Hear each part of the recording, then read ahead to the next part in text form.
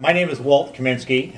For anybody that doesn't know me, I retired from DuPont after 41 plus years in a variety of jobs, the last 10 plus in their IT department, where I acted as a project manager for global software implementations.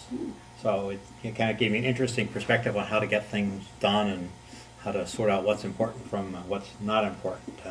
My wife is Sally, and we've been married for a long time. I won't calculate how many years, because if I get it wrong, I'll never get to the end of it. We have three grown sons. Chris, age 34, and he owns his own software firm. Russ is 30. He's a partner in a high-end auto shop out in Mainline. And Matt, at 28, is still at home and showing no signs of leaving, is a paramedic. The good news is that if I have computer problems, I call Chris. If I have car problems, I call Russ. And if I have health problems, I call Matt. So, it doesn't get much better than that. Strengths. I think I bring a high energy level to anything I do. I have an ability to get things done. I think I'm organized, and that probably comes from the job I had, or maybe the job came from the organization. I'm not sure which way that goes.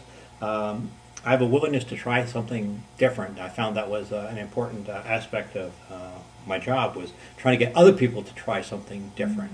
And my favorite story is that, and this will go counter to what I was going to say is my other strength, is I listen to people. One of the jobs I had was trying to improve the forecasting capabilities of our OEM business in Detroit. So I used to commute back and forth to Detroit every week, and talking to them about, well, who has the best data for getting a forecast of car builds? The customer. And so who would have the best contact with the customer? The sales department. Okay.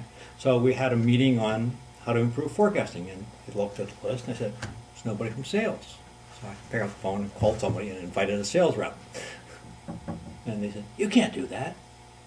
Well, why not? I said, well, we don't want sales involved in this process.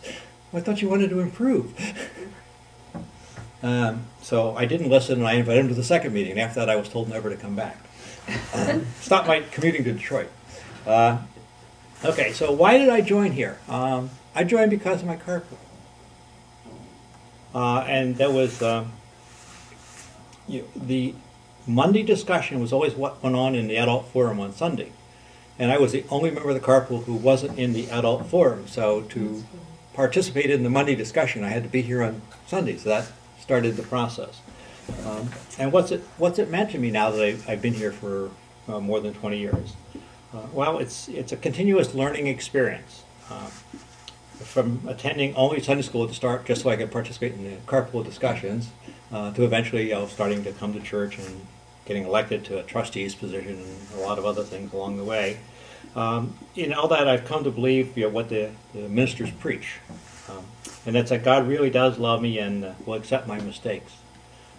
As a result, I'm not afraid to, well, at least not too much afraid, to just go do what I think is right. I've also found it's better for my own psyche to let God handle the problems and just let me go do what I want to do. So an example would be, we obviously have some unfriendly neighbors. We don't know who they are, but we have some unfriendly neighbors.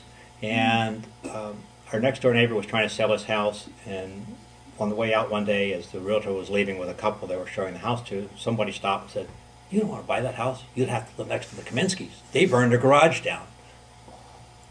In addition to all the threatening letters we've had over the years. So we obviously have some people. I tried originally to find out who this person was, and when I didn't get any callbacks from the realtor, I finally said, this is not going anywhere, and I just kind of threw up my hands and said, God, you deal with them, because I can't. And once I gave it up and let all the anger go, I've been much happier, and it has never bothered me since. So I guess that's my story, and I'm sticking to it. Now, why would I want others to come? Well, I'd hope that they would have the ability to find the same freedom that I found. It's freedom to fail in whatever I try to do. It's freedom from hate and anger. And I've also gotten a lot of joy out of serving others as I do things around the church. Maybe it's because I don't have a real job, but it's there's a lot of joy in saying I was able to help somebody. So that's me.